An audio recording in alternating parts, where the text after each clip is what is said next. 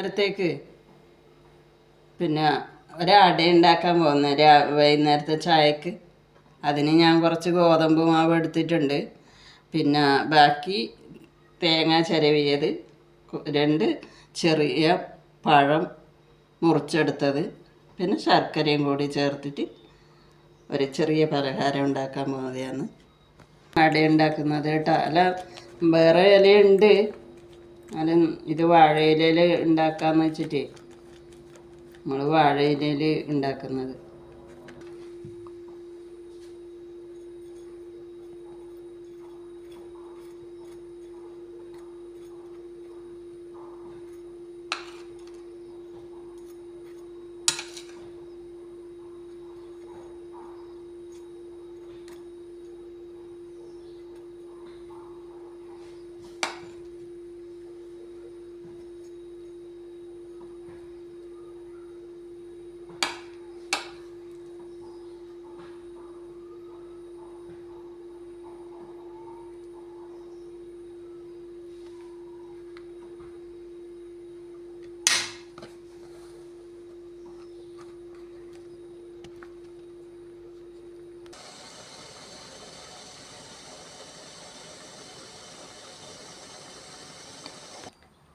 നമ്മളെ വൈകുന്നേരം ചായക്കിൽ അട റെഡി ആയിട്ടുണ്ട്.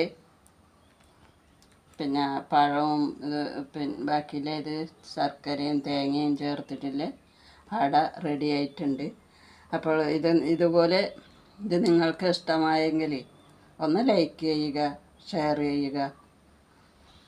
വീണ്ടും നാളെ ഒരു നല്ല വീഡിയോ ആയി കാണാം.